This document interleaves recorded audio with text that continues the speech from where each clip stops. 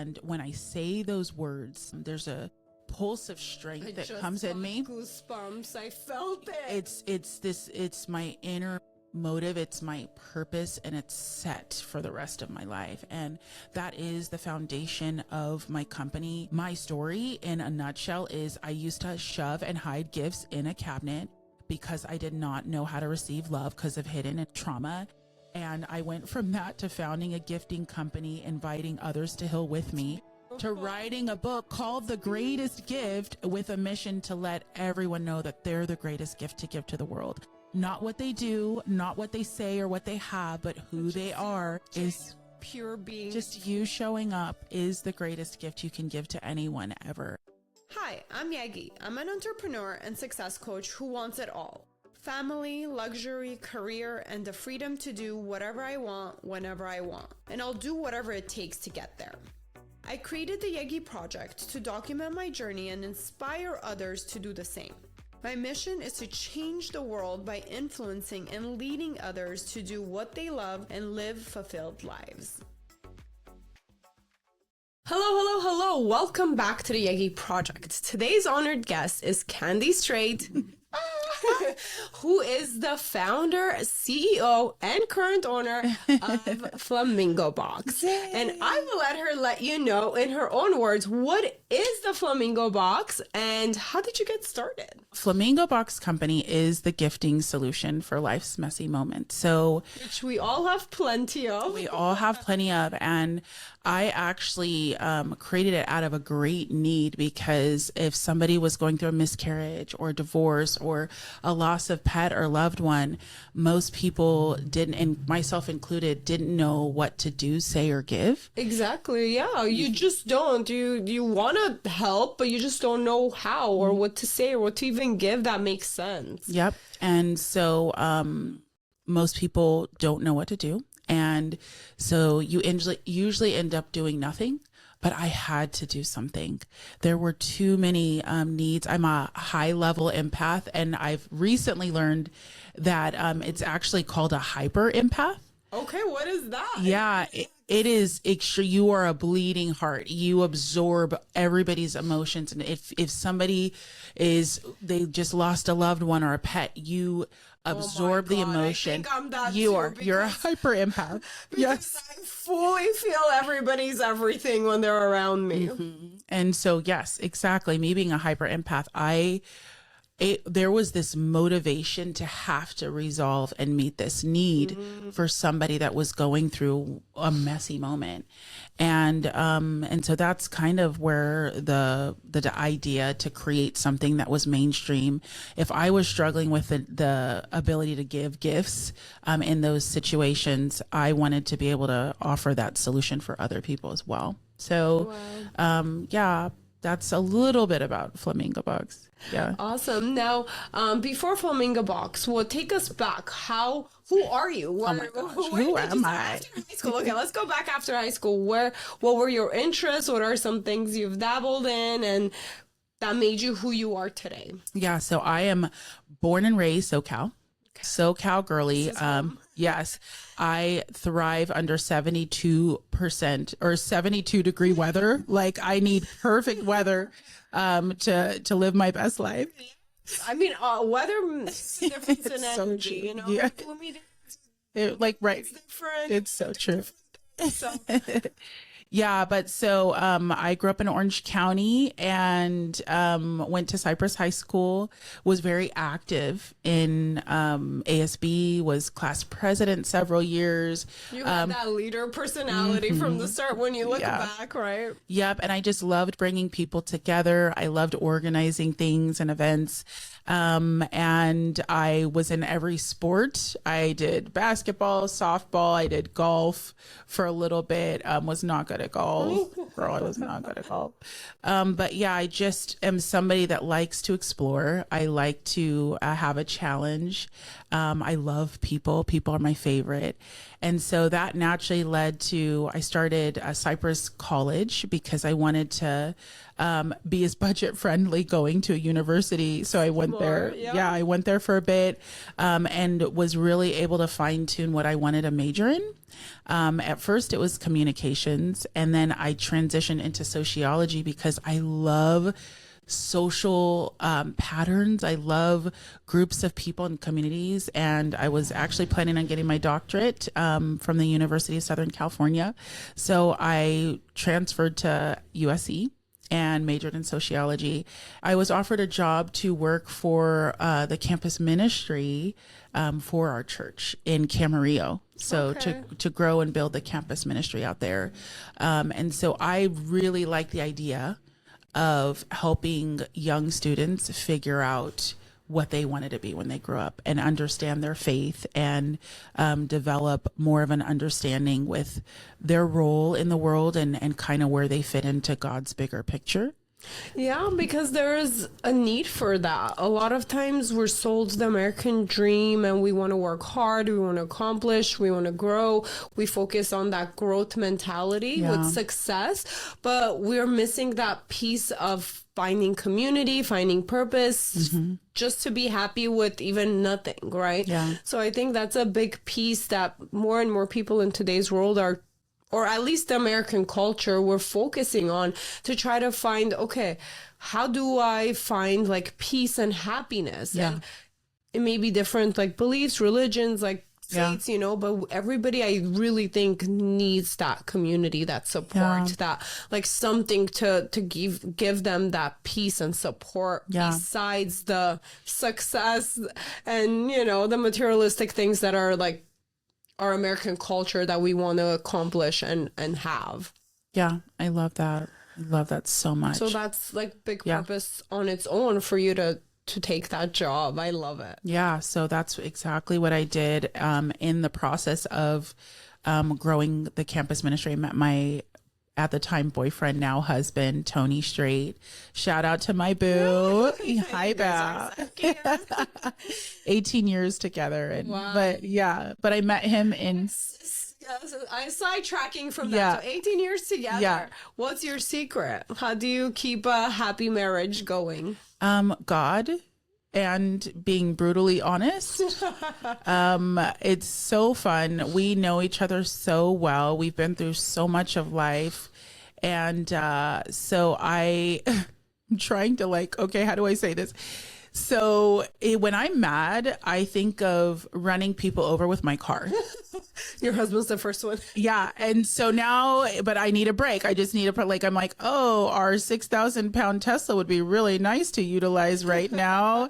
And so he sees this look in my eye where I'm angry and he'll be like, oh, you're thinking of running me over with a car right now. And I'm like, yeah. He's like, I'm going to give you some space. So just being honest, having fun with it. It's our inside joke. He knows, okay, wifey needs space and everything like that. But I would say God and just being honest about the highs and the lows. There is nothing, I have zero secrets with my husband and vice versa. So yeah, we actually dated for almost 4 years. Our first kiss was our wedding day. Oh. And these are juicy. So that took a lot of work. That took a lot of work. But one of the things we really prioritized was treating each other with absolute purity. And I know it's like, hey, you like each other, but there's a scripture that says brothers treat sisters with absolute purity. And so we were really able to develop a friendship because we removed everything else and we just became best friends. And it took 3 years of him just showing me, because of all my trauma, I had trust issues and specifically with men. And it took him really just showing me that he could show up as a friend. As a friend, reliable, safe, and that really his intentions for me as a human being were completely pure. And so we carried that friendship, that foundation of friendship into our marriage. It's really the secret, that friendship. The foundation of friendship, I would say so. Yeah. such a long term, because we all change, we evolve, you know, even in marriages or as people. But if you have that friendship, you find a way to do it together and you get along. It's not only the initial attraction or, you know, all the surface stuff, which is also important. Obviously, you want to be attracted to your significant other, but absolutely. I think the secret is that foundation of friendship. I think it's in my personal life too. I think it's so important. So great. To feel comfortable enough not to have secrets and to just know that, hey, this is my friend before anything else. Yeah, and I think friendship translates into marriage as team. Like you're a team. It's teamwork. We're teammates. We're working as a team for a greater goal, a greater good. The other thing, another part of the secret to a successful marriage would be just that purity of friendship, and has translated into marriage as a purity of heart. Because I think what I've noticed in marriage is that there bitterness and resentment, a lack of forgiveness can settle over time. And so we really fight with everything we have to keep a pure heart towards each other, to be honest about the things that could produce bitterness or resentment. So it's actively communicating the parts that are hard to say out loud and just to fight. So yeah, I guess I'd say when we were dating, the goal was purity physically. And now it's purity of heart, in a marriage. Yeah. So you mentioned trauma, and you've shared your story with me in the past, and I bring it up because I know it's a big part of your why huge. and why you even started your company and, you know, turn over your life to dedicate to changing and helping other people in similar situations. Do you mind sharing with our audience what happened? What was your trauma and how did you deal with it to become strong now to be able to talk about it? Absolutely. It is my why. And it is, when I say it, like right now, I am a survivor of childhood sexual abuse. And when I say those words, there's a pulse of strength that comes in me. Goosebumps. I felt it. It's my inner motive. It's my purpose, and it's set for the rest of my life. And that is the foundation of my company. What started out as launching, a box, right? The box company, gifting solutions, to engage all 5 of your senses, bring you back to the present when you're going through something, transitioned into writing a book to invite people into my healing and feeling journey. There it is. Yes. Yes. We'll talk about that next. Yeah. Your brain a little bit about it. Yeah. But like all entrepreneurs, business owners, and people in general, you grow and evolve. And so initially it was a product company that turned into a book launch that has now turned into me no longer hiding behind the box in the book and owning my story and realizing that I am my brand.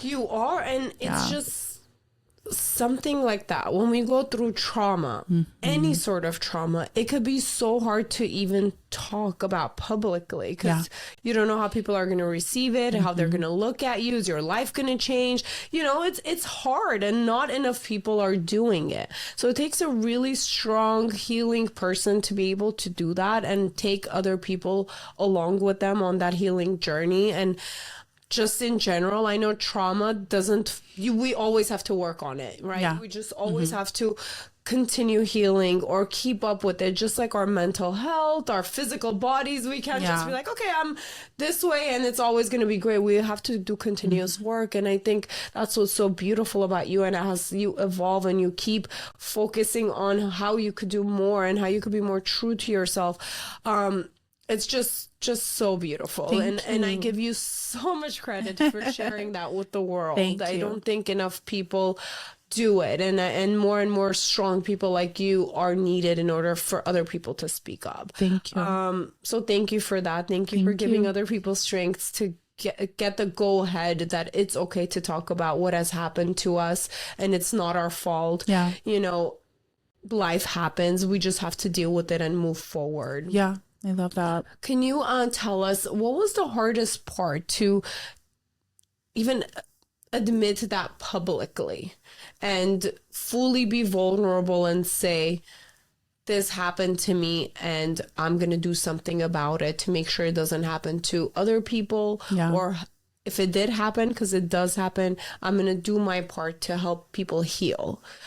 What was the hardest part to have that strength to just go full force with that message? I think the hardest part for me was feeling like what happened to me defined who I was as a person.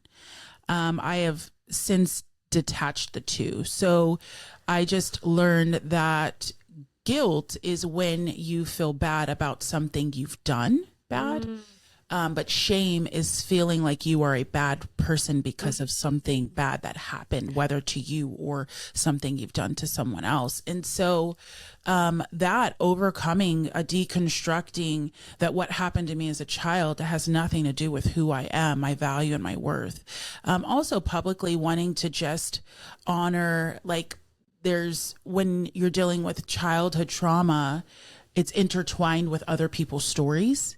So not knowing how to navigate sharing my story and giving little Candy a voice, honoring little Candy's story and her truth at the cost of other people's. I see. Yeah, And I could see that being the most challenging part. Yeah. Because you're ready to share a story or the past, but maybe other people involved are not. And it's tricky trying to navigate through that. So yeah. And also, I mean, I remembered, so January 2020 was when I started therapy, and 4 days later, I had suppressed memories of being sexually abused as a child surface. And the best way I describe it, it's like somebody plugging in a TV that you always assumed. So what made, since they were suppressed, what made you even want to go to therapy? How did you know something was wrong? Oh my gosh. If you looked at my life on paper, it was perfect. Everything was perfect. Our wedding was perfect. My community, everything was perfect on paper. And on social media, on Facebook, on Insta, it just all presented perfectly. Yeah. However, the way my trauma manifested was through gifts. Like, that sounds crazy, right? It's like, what? Yeah. In February of 2019, I threw a birthday party, and got a ton of gifts. And I went home and shoved them in the back of a cabinet. And month after month after month, I couldn't open it. And my husband was like, open your gifts. And every year it would take longer for me to open my gifts. Wow. And I've never heard anybody talk about this ever, but I could not open gifts. And in June, and you can't explain it. You just physically, I couldn't. Like, nothing about you wanted to go physically. I grab could the box not. and open I it. Yeah. could not psychologically open these gifts. And, but I was the person that was running around like a chicken with my head cut off. Somebody's grandma passed away, was there. If somebody was sick, was there. Any life circumstance, high level empath, was there to meet the need instantly. But when it came time for me to receive, I would reject these tangible gifts and expression of love. And so in June, July of 2019, I realized I need help. Wrong. Yeah. There's something psychological going on here that I have no control over, and I need help. So it took about 6 months for me to decide that I'm going to start therapy. I was because I can only imagine it's even hard to try to admit that, hey, there might be something really wrong. Like, am I ready to open this can of worms and deal with it? Like, let me make sure I'm ready. Yeah. And just taking that first step takes a lot of courage. Yeah, it was. I think also I had become a young mom. So my son, when I started therapy, my son was 18 months old. And my motive, as you well know, as moms and parents well know, you want to give your child a better life, a better future. And so it's your driver. It is. And he was my motivation to kind of figure out, like, hey, something deeper's going on. What is it? And so then I started therapy in January of 2020. And within the 4 days, all the suppressed memories surfaced, and it just unleashed this world of awful insane. And crazy. And my therapist would do grounding work with me. She'd be like, what do you see? What do you hear? And grounding work is where you engage all 5 of your senses.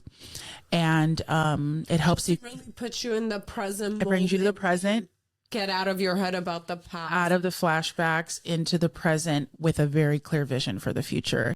And so I was doing this and people were like, Candy, how are you healing so well? And I was like, aside from God, I think it's my the grounding work I'm doing.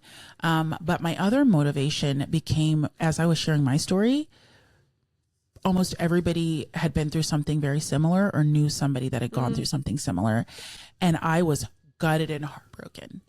And I just, with every story, there was more of a resolve. Like, we need to be talking about this. Why are the victims going through this and going back into their life, carrying this heartbreak, these secrets and this darkness and the shame with no hope of relief or just change? I just got fed up. It's the different side of your life. So when you suppress it and just put it aside, it affects the different areas of your life subconsciously. Yep. You may not think something that you're not dealing with is affecting maybe your marriage or your kids or your job or even your other parts of your lives, your well-being, but it is somehow it's affecting you. So we just kind of have to deal with it. And there's stuff like that all the time. And this literally reminds me. So I've been avoiding looking through all our like big picture finances and everything, because I have a lot going on with different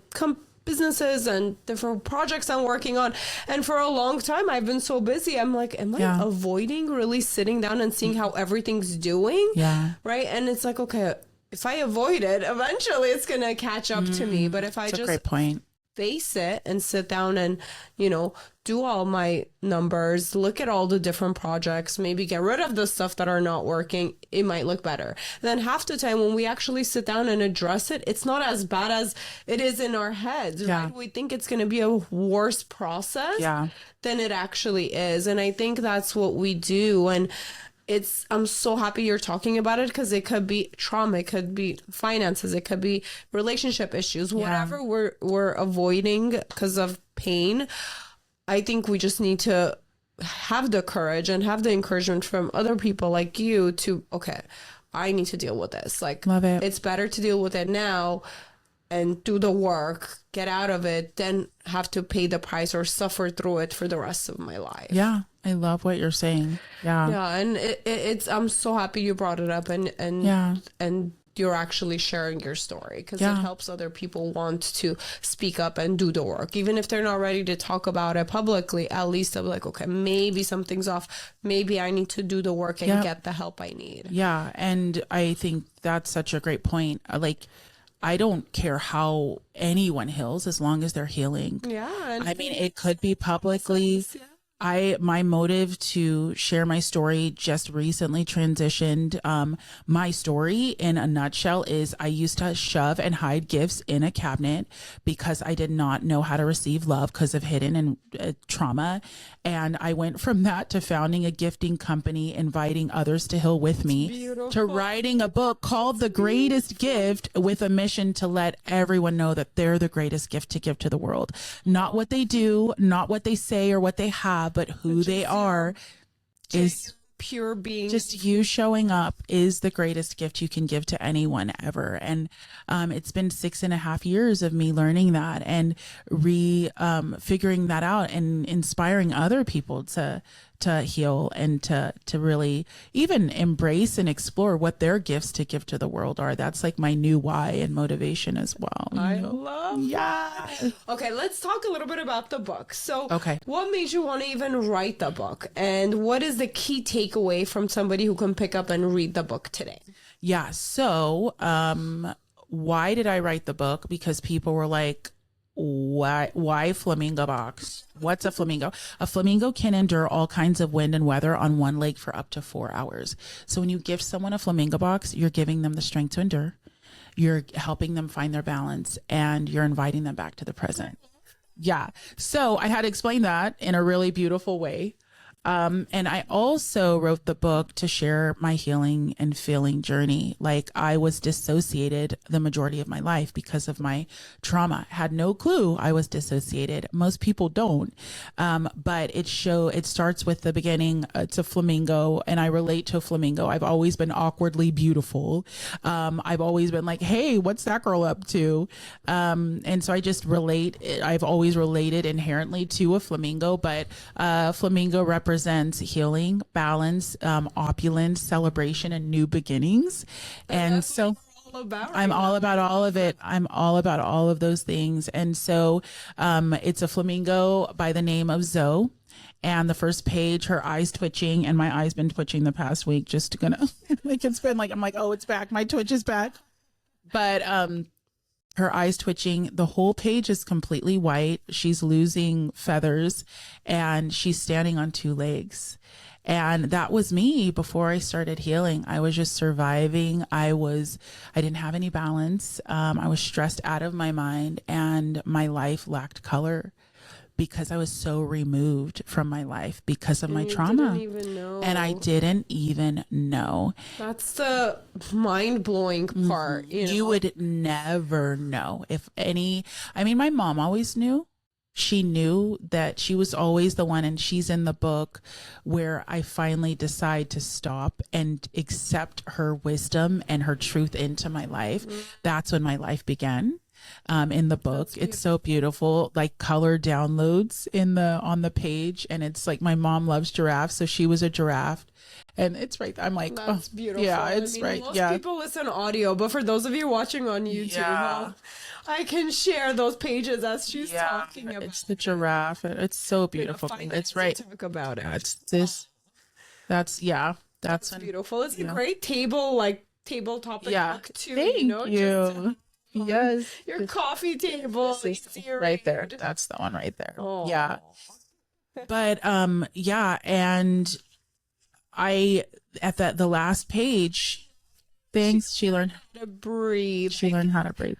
Breathing. Oh my gosh, I could talk so much about breathing because I didn't even think it's a thing. We just do it. We don't think about it. But if, as an exercise, I've learned a lot about breath work. It could be so helpful. And I realize I hold my breath in a lot of situations. I hold my breath to a point where I would get like dizzy or feel off, like weird. And I'm like, hold on, I'm holding my breath. And so many people do that. Yeah, you're right. You're unaware. And obviously, if you hold your breath, like even when I was giving birth, the doctor's like, breathe. Like, obviously, that's a whole other situation. But just even taking human life is a whole other situation. It's extreme, but even just doing regular things like exercise, like I realized I would hold my breath in a lot of situations, especially when I was in my head thinking about something else than that present moment, until I learned to just breathe. Like, think about breathing. Like, it's such a simple thing. We do it automatically, but we have to think about breathing. So that was beautiful. It hit home. Yeah. And she learned how to breathe, for me, represents how I chose to forgive my abusers. And so I was in a therapy session, and my therapist was like, okay, Candy, I was struggling with forgiving, right? Yeah, because now that it came up for you, you're so upset. I can't even imagine like how upset you'd be with those people that were in your life, right? It's people you knew. So so she was like, Candy, I want you to envision bubbles, and as each bubble bursts, for you to release and let go and forgive. And that is actually how I forgave my abusers. How long did that take? Because real talk, I cannot imagine if that happened to me. I'm a very forgiving person, and I like to think people do the best they know. You know, people are doing the best with what they know and how they've been raised. Maybe I don't know. So, but even in that, even for someone like me who's very aware of being a forgiving person, I cannot imagine forgiving so easily for something like that. Especially children have such a place in my heart. Like, I love kids so much, and they're so innocent, and we all need to protect them. So anytime anything like that comes up, I get so worked up. So I cannot even imagine like that being me and looking back and really trying to let go and forgive. Like we hear this all the time when bad things happen to us. Forgive because you're forgiving for yourself, not for them, right? We hear this, but in practice, how was that for you? How did you actually get to that point where you actually forgave them and you weren't just saying, okay, I forgive you? You know, it's different. Yeah. It was one of the hardest things I've ever done. And like you, when I'd watch, you know, a news story of somebody that chose to forgive the person that murdered their child, you'd be like, I would never, there's no way I would ever do that. You admire them, but you're like, okay, when it's my turn, if I'm ever in that situation, let's go. Right. I remembered my abuse in January and it ate me up. My fun loving, forgiving, free spirit was just, and you're just like a happy, like high energy people person, fun conversations, you know how to be. And so I can't imagine that changing. Well, so mid-January started therapy, remembered my suppressed memories. Mid-February, my birthday was coming up and I refused to live that way ever again. Like I was like, I can't have these people and this part of what happened to me define who I am. And so I actually grabbed 2 of my best friends, booked a hotel and wrestled with God for 12 hours for the strength to forgive. And it was 12 hours of reading scripture, praying. My friends fell asleep. They were like, girl, I'm tired. And I'm like, I'm tired too. And would take little naps here and there. But I just begged God for the strength to forgive. Wow. And 12 hours later, I remember 7 a.m. I finally forgave, released, and let go. Wow. I said out loud, I forgive this person and I forgive that person. And a weight just lifted. And I remember the scripture about Jacob wrestling with God and how Jacob, when you're wrestling and doing something that's not human, there's no justification or reason why someone should forgive an abuser of a child, which just so happened to be me. And so I needed supernatural strength from God. Yeah, that gave me goosebumps again. Because like I said, I personally cannot imagine. And I'm such a forgiving person in so many situations. Like I find a way to understand the person, you know, there was maybe this reason they acted this way, so I'll find a way to forgive. But for something like that, it's so hard for me to be able to understand how I would find strength to do that. So I'm so happy you're sharing that, because there's a lot of people like me who have not gone through something like that just don't understand how much strength it takes to actually forgive.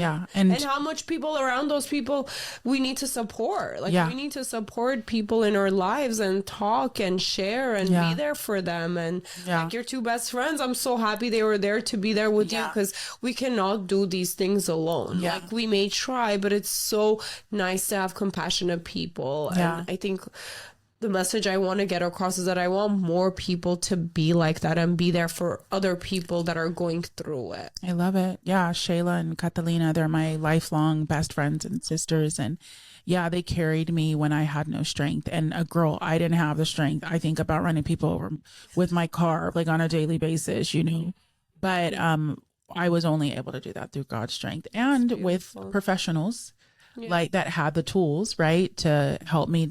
I'm a very visual person. So visualizing the release and the letting go, and the beauty that comes from bubbles and just that free childlike, all of it. That exercise. So it was amazing. And there are that's why I included scented bubbles, because they engage your sense of smell, but also your sense of touch. That's why I included them in the Flamingo Box as well. They're actually the most sought after and number 1 part of the Flamingo Box, because they just invite you to play. And the book also promotes inner child healing. The box promotes inner child healing. And so it all kind of works together. That's awesome. Yeah. Now, if anybody were to take one key takeaway from the book, what would it be? That you are the greatest gift to give to the world. Oh, yes. I think you answered that already. Yeah. Yes, I love that. Yeah. And at the end of the book, Zoe is standing on one leg. She's got her chest out. She's standing in all her pride and her glory because she has learned that she is the greatest gift to give to the world. She's surrounded by color. I wanted as much sequence as possible to where it just feels like it's the opposite of a white page. It's glittering and sparkling, and there's every color under the rainbow.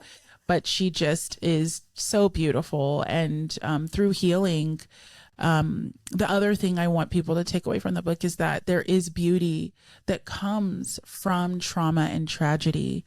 And if you're afraid to heal, if you're afraid to speak your truth, I've gone before you. So I wanted to be that strength for others and that example that beauty can come. Beauty and triumph can come from trauma and tragedy. Do you feel a lot more peace just as a being, you know, moving forward in life, just knowing that you've dealt with it?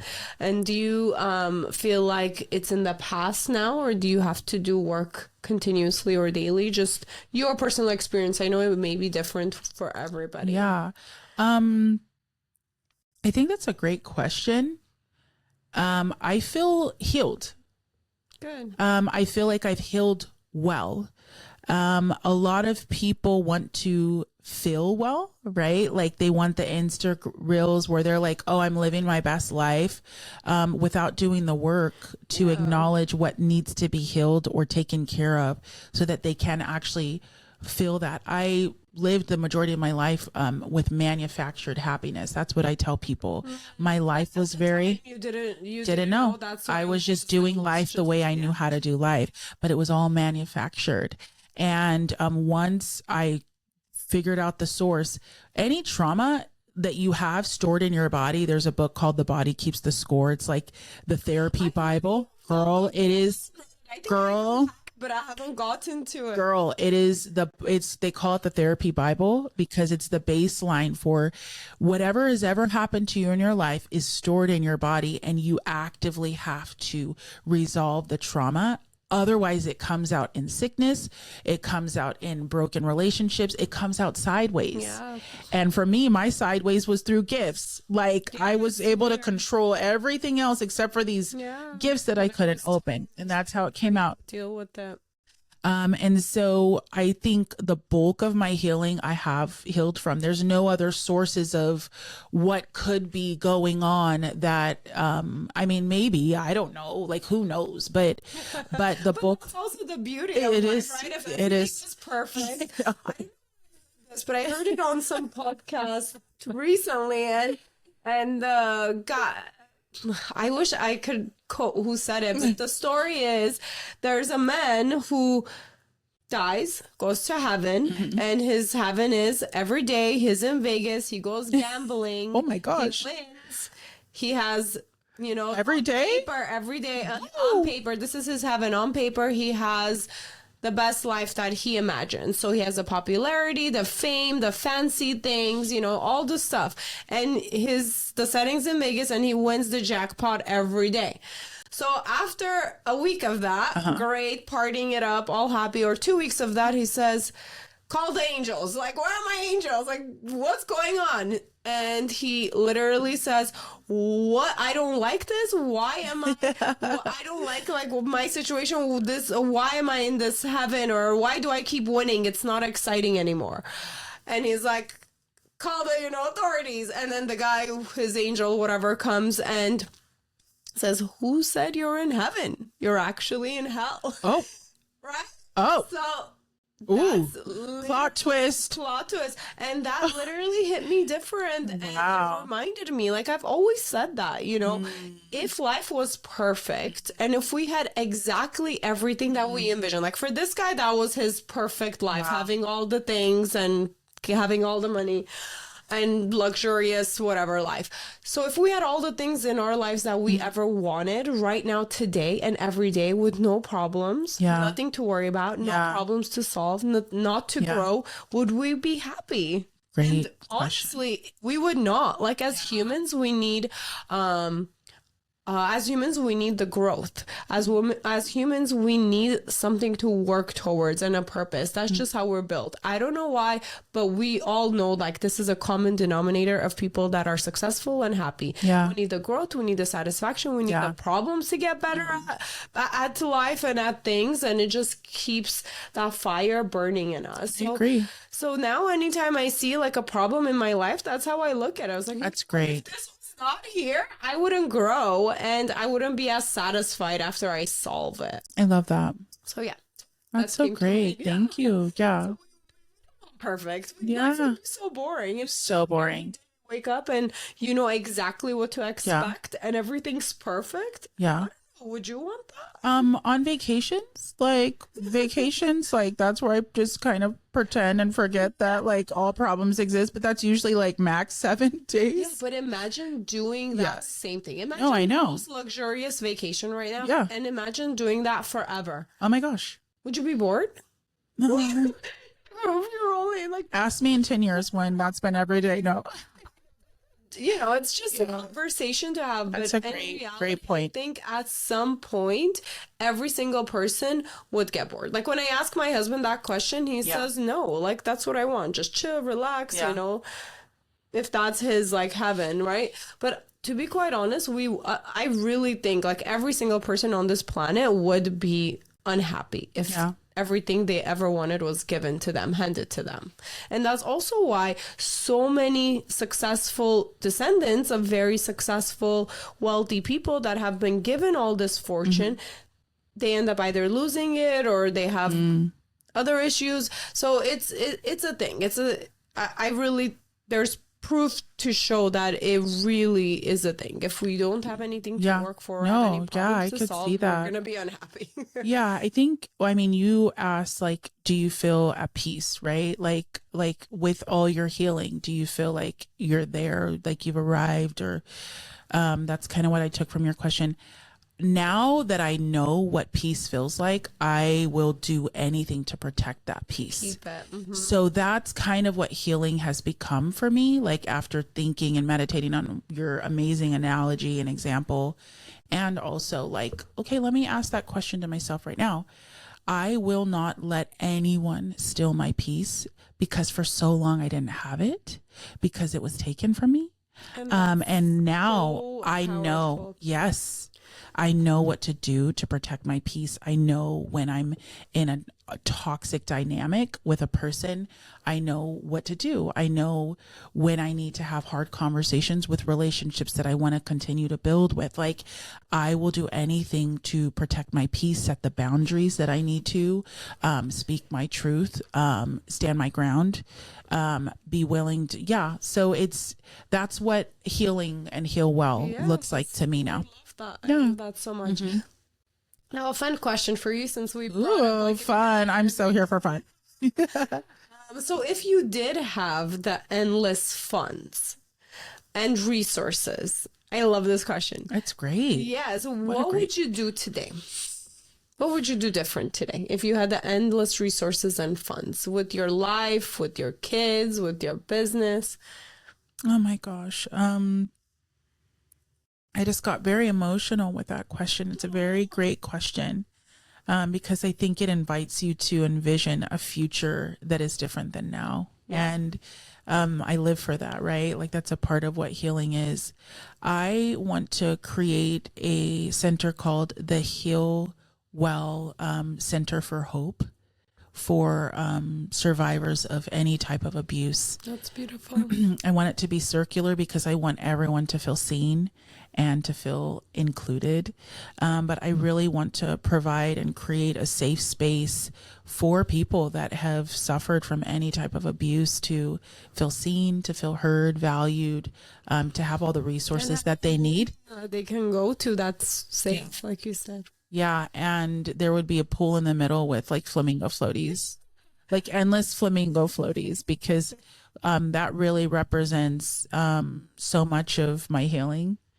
Just taking a chance on a floaty, actually representing something. I mean, the flamingo floaty, I include that in every Flamingo box, either a flamingo floaty, a unicorn floaty, or a palm tree floaty, because I want to invite your inner child to celebrate and to heal. I want to add color to your self-care. Flamingo box was created to add color to self-care. I think for a while, self-care looked the same. You know, it was like the typical face mask and this and that.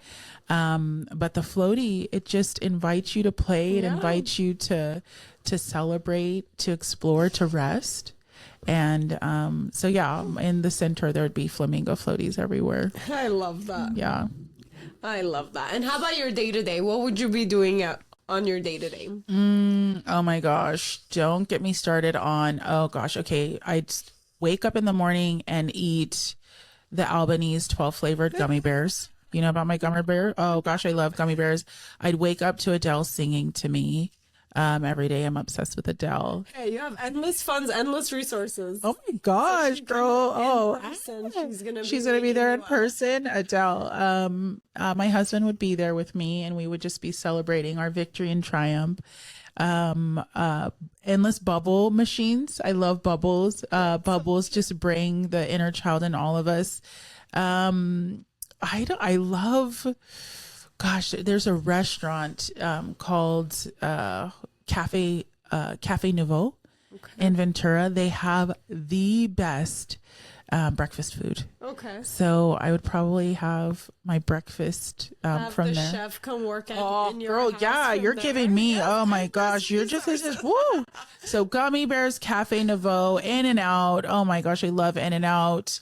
I actually love Robolis as well. It's like a Southern food place. Have you? Yeah, that's in Santa Paula. Girl, I love food.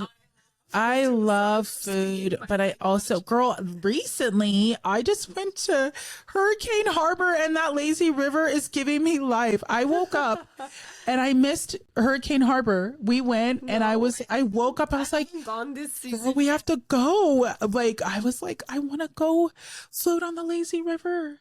My son just, my flamingo, and just float on the lazy river. And yeah, I think just any peace, it's peace. I feel peace. I will not let anyone ever take my peace from me.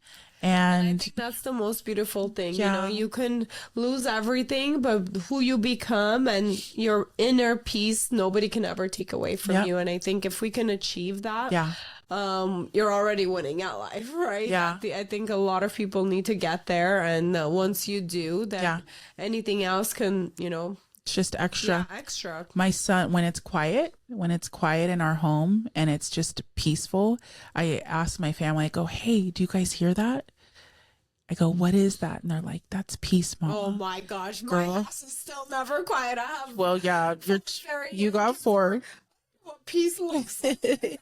I woke up this morning, I'm like, I miss waking up and feeling rested. I was having like those 12-hour sleeps or just being. Oh, that sounds amazing. Babe, we should go on a one-night vacation and just be in bed all day. I love that. That sounds so great. I love it. On any fancy vacation, I just want to be in bed for more than 12 hours. That sounds great, girl. At breakfast in bed. I'll also put my hand on their heart and I'll ask them, like, hey, do you feel peace in here in your heart? Like so those are things when we heal, we're able to offer that healing to others, starting with our family, my husband and my kids, where that's my goal, is to just allow them to live a life of peace, So we talked about peace, we talked about self-care, the gifting box, your book, all the things and all the tools you mentioned to help heal. Do you have any like daily or weekly rituals or routines that help you stay at peace or to maintain your life? Because being an entrepreneur, a mom, a woman of trying to do it all, we need certain regular routines. Do you have a specific routine, or does it change and evolve? Definitely changes and evolves for sure. As a mom, you know that you have to. You like every day is different. It's like choose your own adventure every day, right? But and you homeschool your kids. And I homeschool, girl. Oh my gosh, that's a whole other ball game. Just lost my mind. But it's back. I literally just lost my mind, but it's back. I I've considered it, but I don't know. They're all over summer right now. No school. My husband's like, you've been considering homeschooling, but you actually have to teach them things. Yeah. Not just go have fun. Yeah. With them. I was like, Oh. just have He's like, but homeschooling involves education. You have a couple more years. We're hands-on learners. We're just learn, but yeah, it's difficult. It's getting that routine to actually get very young kids to sit down and actually learn. It takes a strong woman. So kudos to you for Thank you, doing girl. that. Thank Yeah. you. Yeah, so you brought up routines. God is my everything. So I am constantly praying throughout the day. My children, I teach them how to pray throughout the day. We just went to Lake Casitas and watched the sunset, and I read them the scripture about how Abraham talked to God as he would a friend, Abraham or Moses. But we just read that scripture, and I taught the boys how to talk to God as you would a friend throughout the day. Okay. So that's one of my routines, is just constant prayer. I also am on the phone constantly talking to my best friends, being there for them, but also getting the help I need when I'm stuck in a situation or I just need that support. It's Yeah. great. You get it off your chest and it doesn't seem as bad as it is in your head. Yep. And also bubbles, believe it or not, we are a bubble blowing family. So we all blow bubbles when we're stressed or we feel stressed. It forces you to breathe. It forces us to breathe. And because bubbles represent such a pivotal moment in my life of forgiveness, I learned that bubbles promote deep breathing, stress relief, and they activate childhood whimsy within you. And so I'll be in the shower and we have our scented bubbles in the shower, and we'll blow bubbles, and the bubbles, just watching them float and pop, it really does promote stress relief for us. Sometimes try it. It's unbelievable. Kids outside, but I don't know if I'm mindful about it. Yeah. Or if I do I do it? I need to pay attention to our bubble activity. And the ones we have in the Flamingo Box, they're scented. So they're like melon. And so it's engaging your senses. But I mean, there's times where I see my husband blowing bubbles and I'm like, oh, homie's stressed out. He's like, I'm like, okay, let me go check in on him. How are you doing, baby? I see you're blowing bubbles. I mean, if the husbands are also doing it, they're usually more skeptical about doing the creepy things. You're right. But girl, I tell you, it really works. Like that is a ritual. So aside from checking in with God constantly throughout the day, checking in with my friends throughout the day, and I'd say that's one of my main techniques, is the bubble blowing as well. I love that. Yeah. Now, where can people find your box and your book if they want to pick it up today? Yeah, we're on www.flamingobox.co, not com, / the M from that. It's co. Somebody took it and they post videos of them and their families going to random places.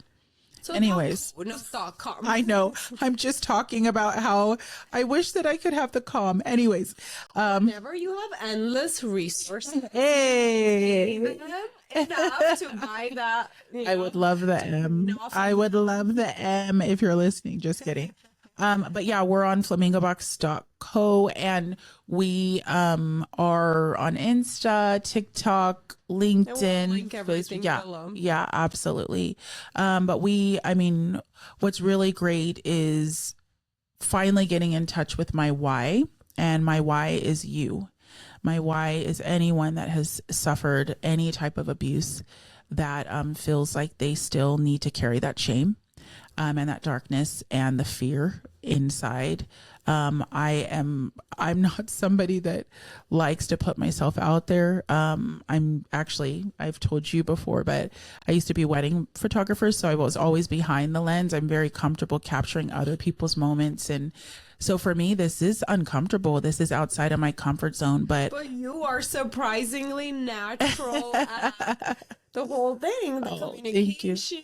The making friends. I mean, I recently met you and you invited me to just go grab coffee, and bond. And literally, I had no idea. I didn't know much about you, and you're making friends left and right.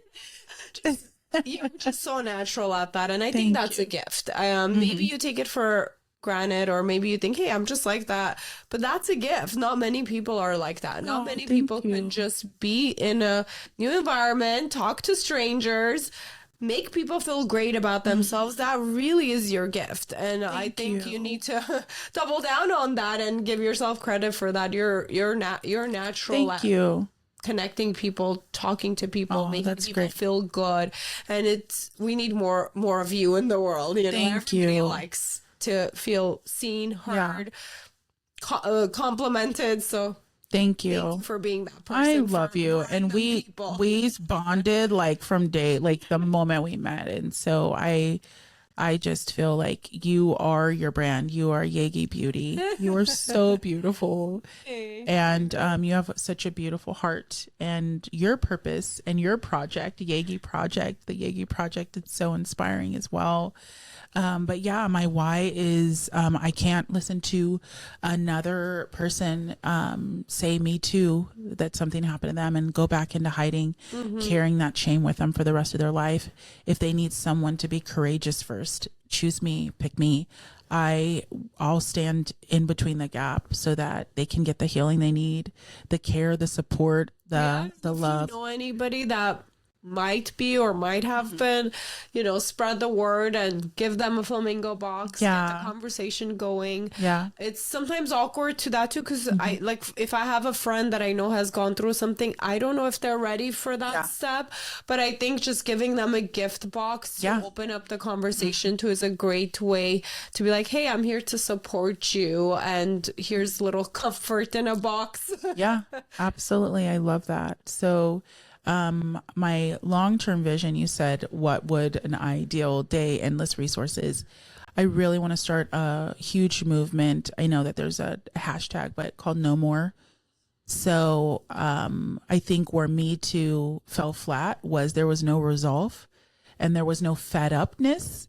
And so no more is no more. We're not tolerating this anymore. No more fear, no more darkness, no more secrets, no more shame, no more guilt. No more victim. We're survivors. I'm a survivor. And I want to invite other people to just stand arm in arm to where we are not okay with this happening, to children, to adults, to women, to men.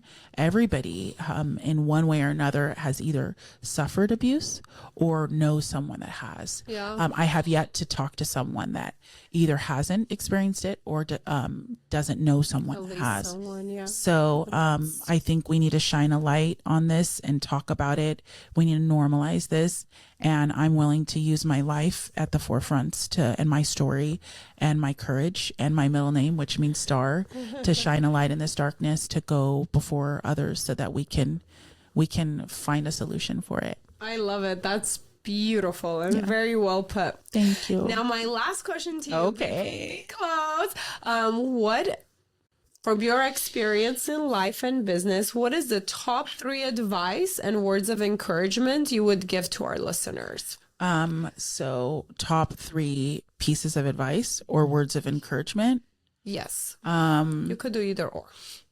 Top 3. So words, I like summarizing things. So, number 1 is celebrate. In our family, like with kids, they need to heal from things. We celebrate. So my kids know that if we've overcome a challenging situation, whether it's little or big, they're like, okay, how are we going to celebrate this moment? Yeah, that came from the book. She learned how to celebrate. So celebrate is number 1. Number 2, I would say, is breathe. And I think that we all need to learn how to breathe through life, because we're all going to go through high highs and low lows. Sometimes we're so excited. It's like, and we need to breathe. But there's times where life feels impossible to continue on, and you need to learn how to breathe through that. And then, the third one I would say would be feel. I think it is a gift to actually feel and experience your real life. And she learned how to feel. That's my favorite page in the book, because the moment I learned to feel is when my life began. And it's this one right here, if you can see it. When you feel, you are experiencing the human experience, and you're fully present. You're fully able to feel all of the emotions that God intended for us to have. No emotion is bad. All of them were created for God, by God, to let us know that we need help, or we need support, or we need comfort, or we need to express. So feel. I'd say number one was celebrate. Number two, breathe. And number three is feel. Yeah, I mean, without emotions, and if we don't even learn about the different emotions and teach our kids about different emotions, life gets complicated, because you may feel something and you're not sure what you're feeling, but if you really learn how to process those emotions, I think we handle life better. That's great. You said we need to have all the emotions. It reminded me of something I learned along the way. Is that a great movie makes you feel all the emotions. Ooh, I love that. If it's action, whatever movie it is. I love that. Top movies, if you pay attention, they make the audience feel all the emotions. The laughter, the crying, the pain, the hurt, like all of it. And unless you feel all those emotions, it doesn't do as good, the movie. And when I learned that, I was like, that's kind of how we work as humans. If we don't feel all the emotions, something's missing. We're not complete, and our life is not fully there. And like we talked about, if everything was always great, you wouldn't know to appreciate the great, because you've never felt the pain. So I love that. I've never heard that, but we just saw Toy Story 5, all the emotions times 10. Have you seen Toy Story 5? Funny story. My kids are very young. We tried to watch it yesterday. Oh my gosh. They didn't make it all the way. Really? We watched it halfway, so I have to finish watching it. Good. I watched it halfway. I did love it. It's so great. Let me know when you see the whole thing, because it's my new favorite movie. It does that, just what you described. It taps into every human emotion. Yeah, watching it. Beautiful. So, yeah. Well, with that said, thank you so much, everybody, who's watching and listening and tuning in. Thank you, Candy, so much for being here in person, talking, bonding, spreading the love. Until next time. Woohoo. Peace out. Peace out. Thank you for listening. Please rate and review this podcast. Follow and engage with us on social media under the Yegi Project. And if you're interested in being a guest, email info@theyegiproject.com. And don't forget to subscribe so you don't miss out on any future episodes.